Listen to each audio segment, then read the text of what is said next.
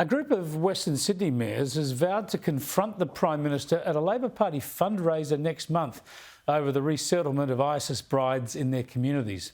4 women and 13 children from the Syrian detention camps have been repatriated by the federal government. But so far, the PM has refused to meet with the mayors and discuss their concerns and those of their communities.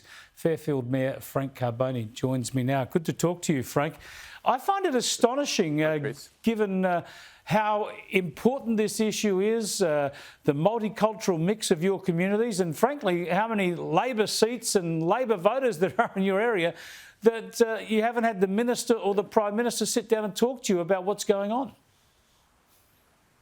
Yeah, well, this is all about community. It's about people. It's about how they're feeling, their traumatic experiences they've faced. What we do know is that the ISIS brides left this country, turned their back on our community and went and fought overseas against us. And, the community's concerned. The community wants clarity. They want transparency.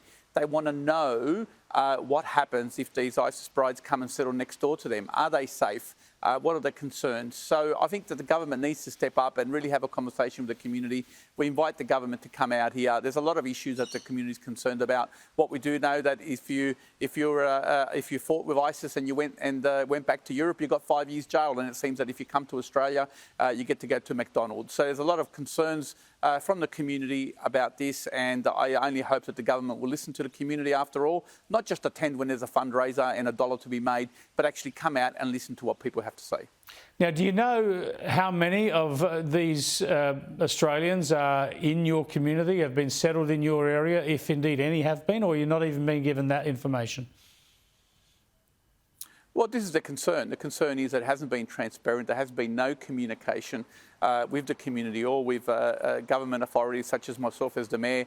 We do a lot of the resettlements when people come from overseas, and we should be consulted about where people are living. Nobody wants to live next door to them and go through these traumatic experiences, and the government needs to step up and actually have a discussion with local communities. I don't think it's too much to ask, Chris. After all, they're representing the community. They're the ones that elect them. So, I step up. I talk to my communities when there's an issue, and if people can go and have fundraisers, if ministers can go to fundraisers and raise money and communicate with communities, they can come out and talk about this important issue that actually is of concern out here in Western Sydney. Well, the point I know you and others have made is you've got refugees from Islamic State, from the ISIS atrocities living in your community. So obviously those people would be more concerned than others, and you hope that the people coming in pose no threat, but you deserve as a community to get at least communication from government.